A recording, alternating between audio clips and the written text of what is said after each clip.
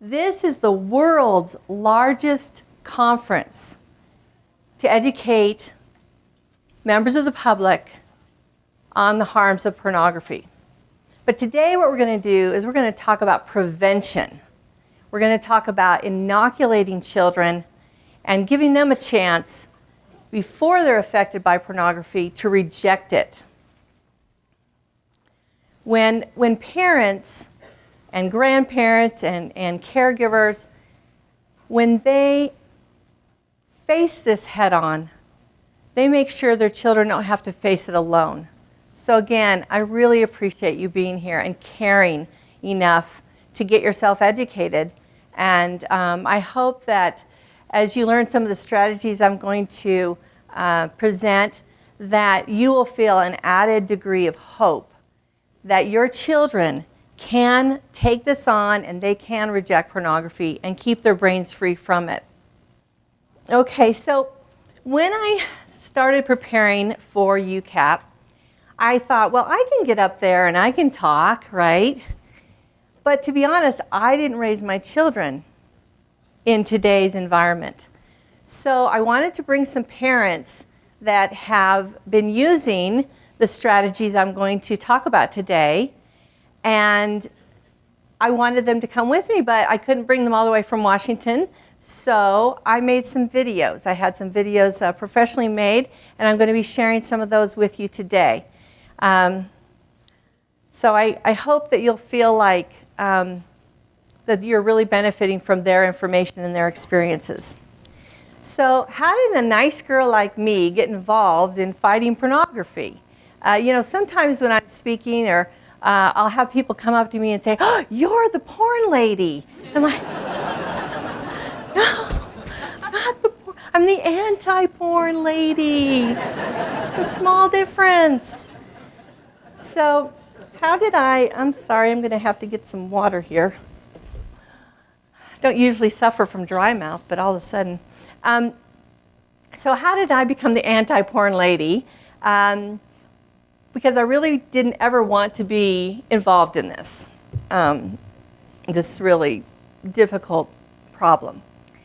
So, but one night I got a call from a very distraught mother of a large family. Her 17-year-old son, they had found out he had been molesting his younger brothers and siblings, his younger brothers and sisters. He did not get the baby or the 2-year-old, but the 4-year-old to the 14-year-old, he molested. Come to find out, he had been addicted to pornography from a young age. So I woke up the next morning and I had this question in my mind: who will warn the young children?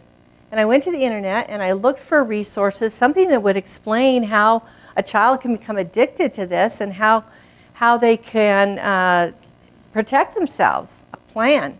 And I couldn't find anything. So I just felt compelled to begin writing this book. I linked arms with Dr. Gail Pointer and had other people help me. And we took 3 years to write this book. And we know it's been helpful to many parents. I'm going to tell you a lot today, and because we're a little short on time, you give me 5 minutes. I don't have a watch. Little short on time, but everything, so much of the information that I have available and I'm going to be speaking to you about is on my blog, Porn Proof Kids. And it's got a search feature. There's over 130 articles there, lots of great information. So I hope you'll go there. You can also stop by our booth, number 24, and sign up for it, and we'll send you a free poster. So I get this question a lot. What is the right age to talk to children about pornography? How many of you have that question? Quite a few. Well, there's no one magical age that I recommend. What I say is, as soon as your child has any access to the internet, any access whatsoever, you need to start warning them. So if your 3-year-old gets on an iPad or a tablet or the internet, they need to have some kind of basic warning. And you can warn them. You can say, You know, there are bad pictures out there, and if you ever see a picture of someone without any clothes on, I want you to turn off the computer or the device and come and tell mommy or daddy right away. This gives the child permission, a very basic warning. That's all you need to say really for a 3-year-old, and as they grow older, you can add and layer that information for them. So I know it's difficult to think about talking to young children about this topic. And I want you to know that you're not alone. Most parents share this concern. So I'd like to introduce my first video for you. And we'll just watch it. I had a lot of experiences with friends and even in our home where my kids were seeing things they were uncomfortable with, and they would come talk to me and say, is this okay? And I realized, I mean, it wasn't anything extreme like I would really call true heavy pornography, but enough that I was kind of unsettled. And I had a friend whose son was on a sports team, 10 years old, and somebody had a phone, and they were passing around true pornography for a 10-year-old with a bunch of boys in a locker room, and it just broke my heart, and I thought, I need to do something about this. I need to talk to my kids and prepare them, because I can't hide them from it. I have to prepare them. A very close family friend came to us, and her 8-year-old daughter had been viewing pornography regularly, unbeknownst to them. And she had just had a conversation with her children about where babies come from.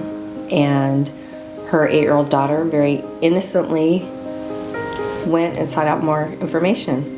And from that point on, was exposed to horrific images of pornography that she then began viewing on a daily basis before her parents found out. It took about 3 months before her parents found out that she'd been exposed and had been viewing this. And so my girlfriend called me, devastated about what her child had been viewing and their experience. And at that point we knew this was absolutely a conversation we had to have. We anticipated it was something we would be addressing with our kids, but certainly not at this point. We didn't feel. And this brought it to our attention immediately, where we knew we have to talk to our kids right now. There is no time to wait.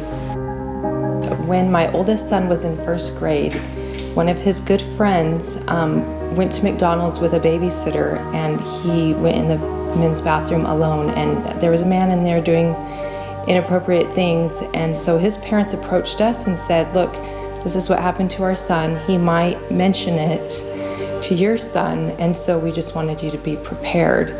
And that really surprised us at first grade, that we had to start talking about sexual things.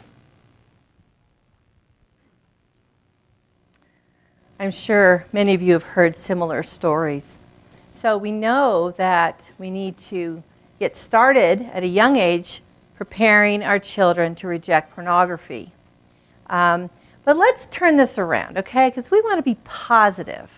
We want to be empowering, right, to our children. So let's talk a little bit about what are the benefits of early warning. What are the benefits our children are going to receive? Well, first of all, we know that when you prepare a child, it lessens the shame and the shock. It reduces the shock that they feel when they see it. So when you bring that down, for example, when they recognize it, oh, okay, my mom, my dad told me about pornography, and this is it. This is what I'm seeing. When they recognize that, they can know how to respond. When you have a situation of that kind of shock, it produces a dopamine rush in the brain. And the more dopamine, the more addictive pornography becomes.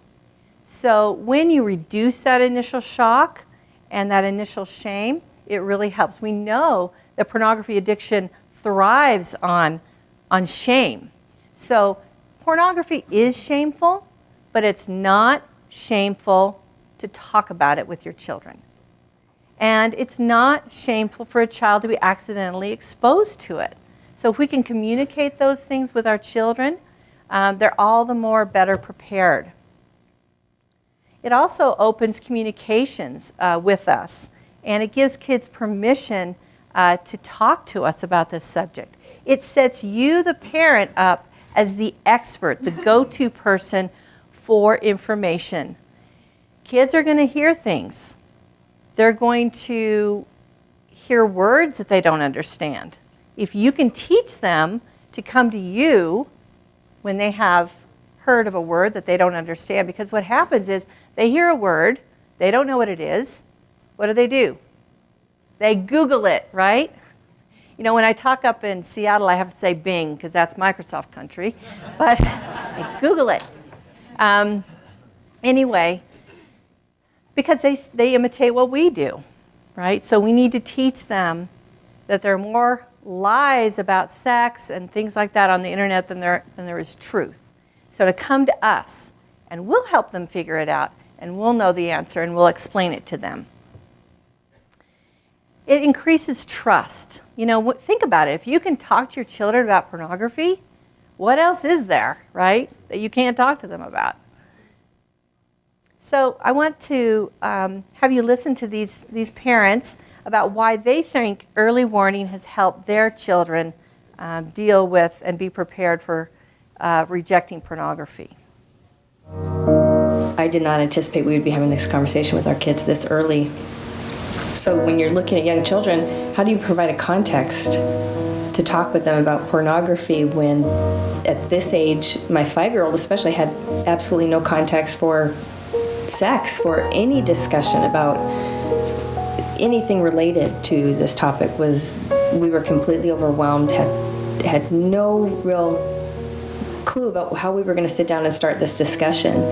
And that was frightening. It was because there was this sense of urgency. I felt like if this could happen to this child who was in a very responsible, well-protected home, this could happen to my children at any time. There's a sense of urgency. We need to have this discussion, and how do we go about doing that in a way that's going to be effective and not frighten them and yet get them the information they need to have to protect themselves. You know, when it comes to talking to young children, in our mind we're saying, gosh, they're so young. But we realized that, you know, when I grew up, the issue of pornography, the issues were real, but you didn't see it and you didn't deal with it until you were older. If we don't talk to our children before they get to be 10, 11, it's going to be too late. The world and their friends are going to educate them about it in a way that we don't want, because it will be a hands-on, and then we'll be in the reactive mode rather than the proactive mode. I think if you take the opportunity to warn your children early about pornography, then they have tools already that they can use to avoid it, to, when they do see it, to, stop looking at it, those kind of things, and to talk to somebody about it. They'll have skills at a young age because they are going to come across it somewhere, somehow. I think the main benefits of early warning is that they have a plan. I think my kids, I don't want them to be scared of the world, but I want them to be prepared for it. And I think the best way to prepare them is to tell them what's there, openly, honestly, in a way that they can understand, and say, but I'm also going to give you the tools. You don't have to be scared. I'm going to give you the tools, and you're going to be okay, but I want you to know what's there. After we had read the Good Pictures, Bad Pictures book, I think we're on our second week of reading the book. I was getting my daughters ready for bed, and my oldest daughter said, "Mom, I need to tell you something." And she said that our neighbor, who is her age, had shown my 2 daughters pornography, and they had gotten into my car, and I said, what was the neighbor showing you on her phone? And I didn't know at that time to be alarmed at cell phones yet. And they just said they had been watching a My Little Pony video. They looked at each other and they lied to me because they knew they had seen something bad, but they did not know how to tell me. So reading this book and introducing it to them in a way that they were comfortable, they fessed up, and they told me it had probably been 8 months before that they had seen very illicit pornography. I'm so grateful that we had this book, to introduce pornography and the dangers of it, because they probably still wouldn't have told me. Children are actually more vulnerable to pornography than adults because of the way their brains are structured. They have very different brains, really, than an adult has. There are two factors that contribute to this, and let's talk about them. Mirror neurons and the immature prefrontal cortex. Dr. Sharon Cooper of the National Center for Missing and Exploited Children explains that a child's brain has an abundance of mirror neurons. And what are mirror neurons? We all have them, but a child's brain has a lot of them. And these neurons, they help a child feel like they're actually experiencing or participating in what they see. Have you ever been watching a children's film like Disney or some other film with a child that you think is totally fine and they're freaked out and they're scared and maybe they have nightmares? Has anyone had that experience as a parent? See a lot of heads in. Like when I was 7, I saw Alice in Wonderland. Freaked me out. Okay? I still don't like it. It just freaked me out. Going down the hole, oh my gosh. And it's because of these mirror neurons. But it backfires when you talk about when you have pornography, right? Because mirror neurons help a child learn to be an adult. They help a child be imitative. So what happens when a child sees pornography, they're naturally wired to imitate what they see. And child-on-child sexual abuse has spiked, and many believe it's because of children watching pornography. And that was the case with the young man that I told you about at the beginning that had been viewing pornography and then went to perpetrate on his siblings. The second factor is that children have an immature prefrontal cortex. Now, the brain matures from the back to the front. And this part of the brain, the prefrontal cortex, is the last part to develop and to mature. This is the part of the brain where you make decisions, where you know right from wrong, where you put the brakes on your appetites. And this is a very, very important part of the brain to help children learn to strengthen. We call it the thinking brain. And this part of the brain is not mature till 20 to 25 years old. And every insurance company knows that because, your auto insurance goes down, right? 25. So this is why children, the mirror neurons, the immature prefrontal cortex, and then pornography creates a perfect storm that sets up children for addiction. And I'll tell you one thing more, high-speed internet. This has been really only available on mobile devices for the past, 5, 6, 7 years. And this is also contributing to the very addictive nature of internet pornography. A teen's brain is also even worse than a child's brain. They like to take risks. They like excitement. They like adrenaline and the rush. And so they have more problems with becoming addicted. So I just got a sign, we got to hurry along here. So how do we prepare children to reject pornography? First of all, we need to define it. And the definition that we give in our book, and we rewrote this over and over and over again, is pornography means pictures, videos, or even cartoons of people with no clothes on. These pictures focus on the parts of the body that we keep covered with a swimsuit. There's another more advanced definition in our glossary, but that is something you can start with. Even before you've had the talk about the birds and the bees, you can start with that. Pornography is tricky. It confuses children because on the one hand, they may feel excited about the pictures. They may have a physical excitement. And even, we think that kids can't become sexually aroused at a young age, but they actually can. It's more so during puberty and after, but they can. So there's a feeling of excitement, but there's also a feeling maybe a feeling of repulsion, right? So these two feelings are very confusing to a child. And to help them to understand that porn is tricky, and to help them to understand this will keep them, I think, from going to look for more pornography. Anticipate exposure situations. Help a child understand when they might come across it and what to do. For example, I hope that you will all teach your children that if someone offers to show them, hey, I got a cool video I want you to see on this smartphone. I think this happens every day on school buses across America. I've heard so many stories that your child is prepared to say, what are you going to show me? What are you going to show me? And then that can be a bit of a defense against seeing what they don't want to see. Also, role play. Pornography and sharing pornography among kids, there's a lot of peer pressure. And so it's important for you to help them anticipate awkward social situations and how to get out of them. What to say. Hey, you know, whether it's just not my thing, not interested, you can come up with some responses to help your children do that. And each child is going to be a little different in that. Okay. My initial conversations with my kids, I don't think I was prepared initially. And so I would just kind of say, oh yeah, don't look at that, or that's not a good thing.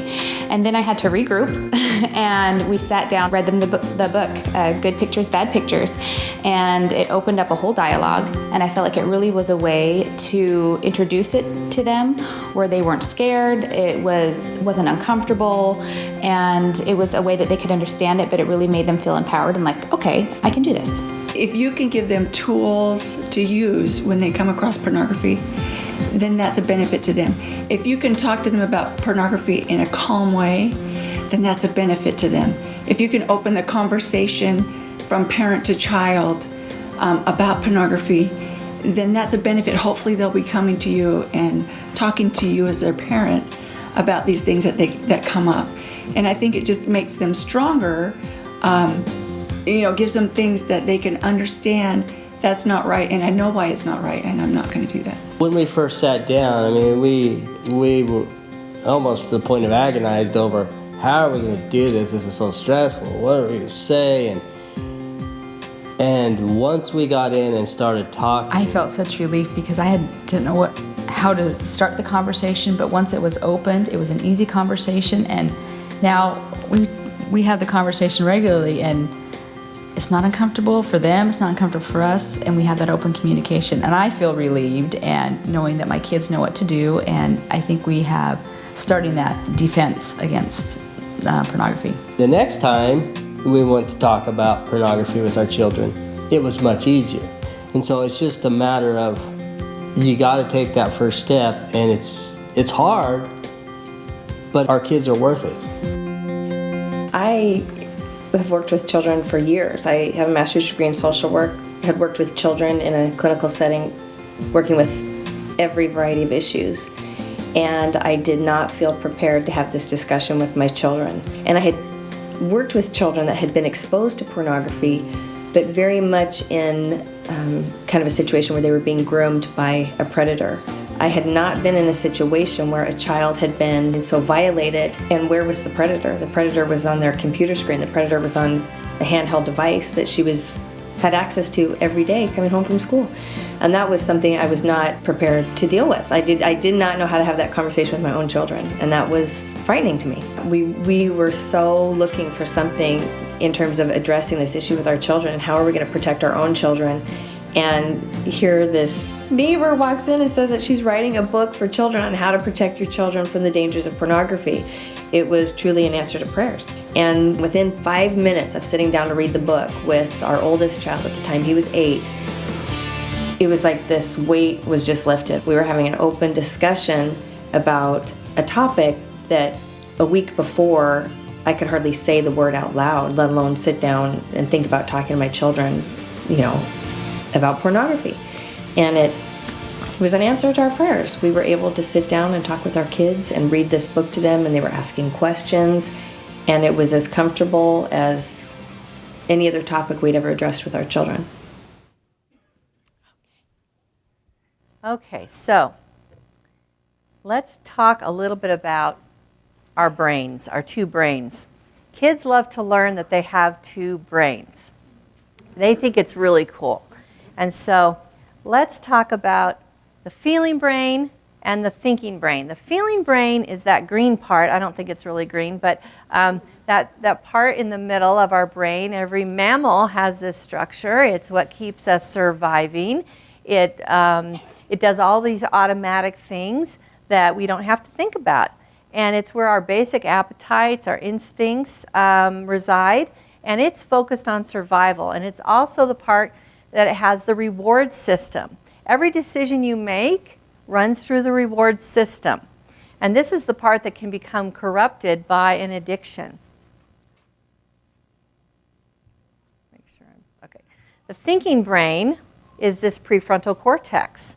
And it's important for kids to understand that this is the part of the brain that needs to stay in control. This is the part of the brain that needs to be the boss, okay? It's where we put the brakes on for our appetites. And it's slower. It deals with planning. But this is where we teach our children right from wrong. This is the moral and ethical center of our brain. You know, the feeling brain has no clue about what's right and wrong. The feeling brain just goes for what it wants and what it thinks it needs. Now, an addiction is when the feeling brain hijacks the thinking brain. So if you've got the feeling brain in charge and it doesn't know right from wrong, it just wants to go and get what it thinks it needs to survive, that's an addiction, and that's why many addicts lie and do bad things. It's because their feeling brain is in charge and they're not running things through their thinking brain. So let's just talk about this can-do plan. This is kind of an inoculation for your children. This is where they can learn a response. We know they're going to be exposed to pornography, so we need to teach them how to deal with it. Close my eyes. It only takes a fraction of a second for an image to come through and then create a physical response. The longer you look, the stronger the memory is. So close your eyes as soon as possible. Always tell a trusted adult. Always come and tell mom or dad, because again, this is reducing the shame factor. Name it when I see it. When you see pornography, your feeling brain is already engaged. What we need to teach our kids is to engage their thinking brain. When you label it and say that's pornography, then a child has more power to turn away and to make the decision to reject pornography. Now, these first three, CAN, this is what a child does immediately upon exposure. But these next two are what they do to deal with the memories created by that exposure. So when those memories pop up in your brain, you need to teach a child to practice this, practice distracting themselves, redirecting their thoughts to something that is exciting to them. And this may be different for every child. So when I've seen something that in my research that I wish I hadn't seen, I go snorkeling in Hawaii. I'm looking at all those pretty little fishes, and that's where I go to. And I've used this, it works. But it takes practice, so you have to have patience and you have to do it several times. Physical exercise, practicing a musical instrument, those things will also help a child, you know, be able to switch away from the pornography that's bothering them. O stands for order my thinking brain to be the boss. A child can have this conversation in their mind. They can say, feeling brain, I know you're curious to see those bad pictures. Okay, you're reducing the shame there. I know you're curious. That's natural. But I'm going to use my thinking brain to keep myself free from addiction. I'm going to use my thinking brain to reject pornography. So that's a can-do plan. Let's see. Here we go. When it talked about addictions, we also brought in, video games can be addictions and all these other things, playing on the iPad or all these things. And drugs and alcohol. Drugs and alcohol. So it just made it more open for not just pornography, but other things. When we read Good Pictures, Bad Pictures, I thought it was really beneficial for our family because it discusses all sorts of addictions. It doesn't just apply to pornography, even though that would be the main point of it, but it talks about the brain and how addictions to whether it be pornography or substance abuse or anything of that nature, why it can happen and why it's hard to break. And talking about the attraction center of your brain, our boy who's now 13, we could say, this is starting to come on. And it was an important part for him to understand in his development that it's okay to think girls are cute. That's part of growing up. That helped us talk about that, but we also talked about, just because you think they're cute doesn't mean it's appropriate to go up and give them a kiss. And so it's helped deal with those situations. The portions of the book that were the most impactful were definitely the portions relating to the can-do plan for my family. It was a great way to, all of it was good, it was a great way to kind of introduce the concepts of what pornography is, but when it came to, okay, what are we going to do about it? Because we'd already had some kind of minor discussions about that, but when it came to what are we going to do about it, I had never had a plan before of, okay, you can do this, but if you run into this, this is how you handle it. And so that was definitely the portion of the book that was the most useful to me as a parent, and I think the most effective for my kids, because I didn't want them to be scared about the world or internet or technology. I don't want to make them be afraid, but I want them to have confidence that, okay, if something happens, I can handle it. But also to have awareness of there's a reason why I've been telling you be careful on the internet. And it's not the boogeyman, but this is what it is. It's a real thing, and you just need to be careful and have a plan. The most impactful part of the book for my children was the can-do plan. Recognizing that there were steps that they could take to protect themselves. I could sense a little bit of anxiety. This was a new topic that we had not discussed with them, and you could tell it was kind of like, wait a minute, why haven't we heard about this before? There are pictures that could be bad for my brain. So you could sense that little bit of anxiety, and then you could see as the book unfolds, as we're talking about, don't worry. Just like every other topic that mom and dad sat down to talk to you about and protect you, there's a plan. We're here. The whole reason we're having this discussion is to keep you safe. And you could see that sense of relief. You could see them feeling empowered. You could see the light bulb going off and them understanding, okay, this is something I can do. I now know how to protect myself. And that, again, that discussion was very interactive. They were giving ideas, and I know if I'm at a friend's house and this happens, I know the code word that we'll use when I need to call you, and I have a situation that I want to have you help me get out of. And so it was very much, I would say, probably their favorite part of the book, knowing that they're empowered. They have something they can do to help keep themselves safe. All right. I'm not going to give you too much of the success stories because we're really running out of time, but I will give you one or two.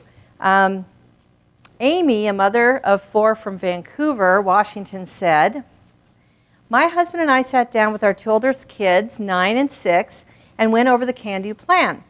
3 days later, my oldest was exposed to serious pornography for the first time. He told me everything that night and said, I knew exactly what to do.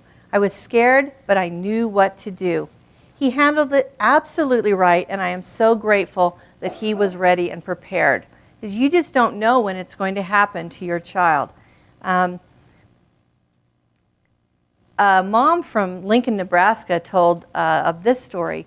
She had taught her 5-year-old the can-do plan, and she went to a grocery store, and the child saw a magazine that had what she felt was pornography. She pointed it out, and she said, "Mom, that's pornography." And the mother said, "You're right." And she went to the manager of the store. She wrote a letter to the corporate headquarters, and they moved that magazine from the checkout line to another place. So what an empowered 5-year-old. And when I heard this story, I thought, I had an epiphany. It's like if we teach the children and raise a generation of kids that know how to reject pornography and have the skills to do it, they are going to clean up so much of this world. And they're going to help us do and act too. All right, well, I like acronyms. I've got the can-do plan. I've actually got a SMART plan online, if you look that up in my blog, for what to do after a child is exposed, how to react to that. But let's just talk about teamwork. You know, when we send soldiers out for a mission, we would never send them out without the proper training, equipment, communications. So we need to send our kids out into battle prepared to know how to deal with these situations. Train them with information about the brain, the thinking brain, the feeling brain that we've talked about here today. Equip them with a cognitive plan. You know, the can-do plan is really, really helpful. Assist them with technology. If you use filters, and I really encourage you to do that, it's a family thing, right? It's not just, hey, I'm restricting your access to the internet. It's we're protecting ourselves as a family, and that's why we're using these filters.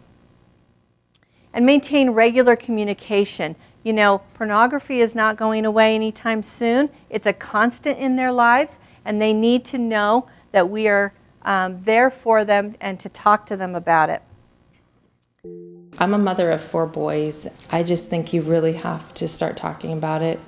My husband does monthly interviews with my boys, and he asks them what they've been doing, if they know to stay away from it, and I really think that helps keep the communication open, and it reminds them every month to make good choices.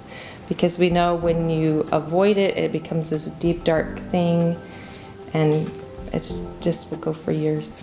If I could give any parent advice about talking to their children about pornography, and this is as a professional that has worked with children, and as a mother, I think more importantly as a mother, it is never too early to start talking to your children. I certainly did not believe I would need to have this conversation at 8 and 5, and that was 5 years ago. You know, I now have a 13-year-old and a 9-year-old. I did not think that conversation was relevant then, and technology is moving faster than we can keep up with. It is absolutely a conversation that we need to have with our children, and the earlier, the better. The earlier we start, the more comfortable they are. My children, you know, today my 13-year-old is extremely comfortable, and this is a topic, you know, especially as our kids approach their teen years, you think, how are we going to talk to them? When you start, when they're little, there is no context for them yet. We create that context, and we create it in an environment that's safe, and it's something they can talk to us about openly, and there isn't that hesitation. They talk about it, and it's very comfortable. So please start with your children young, and know that even if we can keep our own children safe in our home, the dangers are out there. In our society today, everyone is walking around with a handheld device of some type, and that's a pathway to pornography. And so we have to be having this discussion with our children. We really don't have a choice. For other parents out there who are nervous about talking to their children about pornography, I would say I'm there with you. I understand, because that's how I felt. I procrastinated for quite a bit. I knew I needed to have that talk, and I kept putting it off, and little things would trickle in, and I'd try and kind of address them as they came up, and I realized we need to have a talk. And so we did, and I was so surprised at how easy it was, if it's done the right way. It wasn't awkward, and if you take it step by step, you can do it. It's really not as bad as you think it's going to be. It's more, I think, our generation.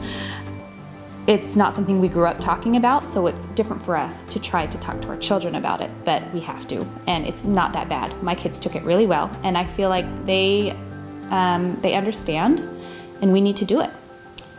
The bottom line is, you can either talk about pornography when they're 5, 6, 8, and help them be prepared to deal with it, or you can find it on their phone when they're 16 and are struggling to overcome dealing with the effects of pornography. Don't be afraid to talk about it with your kids. Unfortunately, a lot of kids will come across it before we as parents even know it. So I think anytime a parent has an opportunity to talk about it with their children, don't be afraid. Take that chance. Good Pictures, Bad Pictures has been an awesome tool for our family to open that conversation. And then something that we can go back to as a parent, if you have something like that in your home that your kids can look at on their own, I think those are excellent tools for a parent. And I don't think it's ever too young to start with your children to talk about this topic with them. So I want to leave you with this. Let's bring pornography out of the dark, where it has power, and into the light, where our kids have power. Now, some of you are a little older, like I am. How many of you got a vaccination for smallpox when you were a kid? I see a few hands up. I did. You younger people didn't have to have one because we eradicated it from the planet. How did we eradicate it from the planet in the late 1970s? Was it by treating everyone that got sick with it? No. What did we do? Vaccines, inoculation. And that is the way we're going to be able to protect our children and eradicate it from their lives, is if we inoculate them before they get interested, before they get infected, basically, by this. I must have skipped a slide. I apologize. I'm sorry. So, actually, I got out of order. Sorry. Finally, I want to deputize all of you. You are special people to be here, to give up a Saturday and to come and educate yourselves. And so I'm going to deputize you to be Porn-Proof Kids deputies, to go out and talk to people. We were challenged to talk to 5 people about what we learned today. So I deputize you, I deputize you, I deputize you, okay? How many of you are willing to go and talk to 5 people? Let's just, all right, thank you. Do it online. Do it across the fence to your neighbors. Do it with your family. Let's get this message out of hope that kids can be inoculated, that they can be empowered to reject pornography. Thank you very much.